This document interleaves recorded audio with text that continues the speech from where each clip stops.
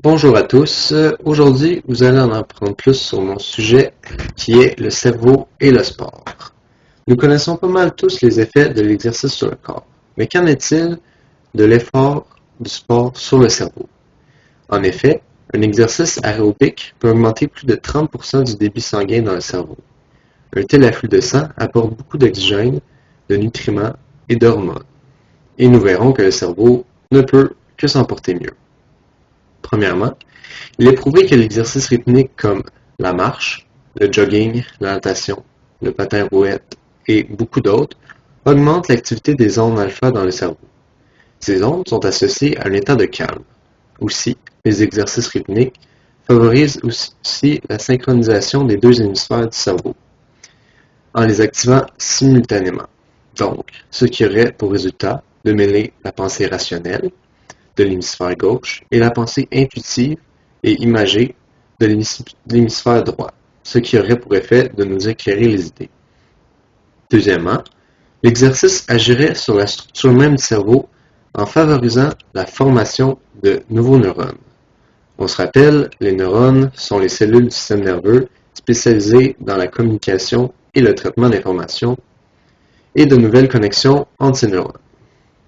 Troisièmement, les chercheurs ont découvert que l'exercice retarderait l'atrophie du cerveau associée au vieillissement. Ils ont observé pour les gens actifs physiquement en comparaison avec ceux qui sont inactifs qu'il y a beaucoup moins de perte de substances grises et blanches.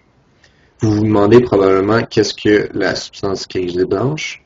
Eh bien, la substance grise abrite les neurones, les cellules indispensables à l'apprentissage et à la mémoire, tandis que la substance blanche est responsable de la propagation de l'information dans le système nerveux. Quatrièmement, plus une personne pratique des activités physiques régulièrement, moins sont les chances de présenter une détérioration de leur fonction cognitive.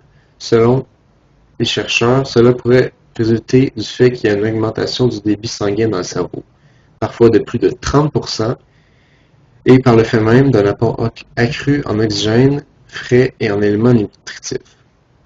Finalement, l'entraînement en endurance cardiovasculaire aurait aussi pour effet d'augmenter la quantité de dopamine, de sérotonine et d'endorphine dans le cerveau.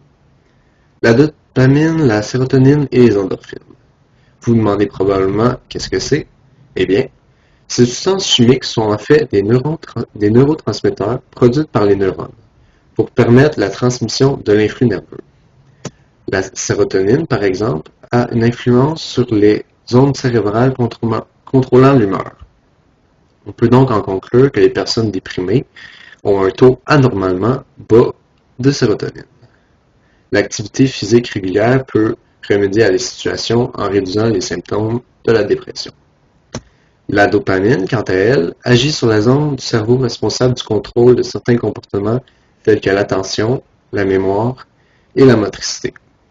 Encore une fois, le sport a un effet dopaminergique, en d'autres mots, il augmente le taux de dopamine dans le cerveau. Pour les endorphines, leur sécrétion augmente après que le corps ait passé un certain temps en état d'exercice. Le taux d'endorphine est lié à l'intensité et à la durée de l'exercice. Voilà pourquoi les exercices aérobiques prolongés comme le jogging, le vélo, le ski de fond et j'en passe beaucoup, sont ceux qui apportent le plus d'endorphine dans le cerveau. Maintenant, je vais vous montrer un court vidéo en anglais qui résume bien l'information que je viens de vous transmettre. Voilà. This is your brain before exercise. This is your brain after. It's no secret exercise is healthy for your brain, but how? As you exercise, your heart rate increases. Your brain recognizes the increased heart rate as stress and releases endorphins and proteins that play important roles in brain cell growth, mood regulation, and learning. When you exercise, your brain generates new neurons that lead to a measurable increase in brain power. The brain also releases serotonin, which boosts your mood and ultimately makes you a happier person. What people typically refer to as the runner's high is actually your brain releasing special endorphins that make your brain more resistant to stress and pain in the future. You should exercise for at least 30 minutes before you can feel these chain reactions in the brain. And you should also develop a regular routine of exercise before you can feel the long-term effects of resiliency. Stay resilient, stay informed.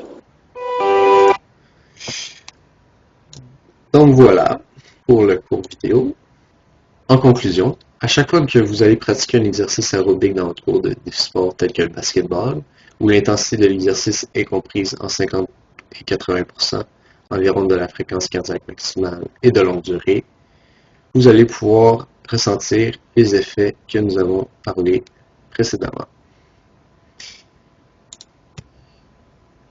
Finalement, entraînez-vous et vous garderez votre cerveau tout aussi en forme.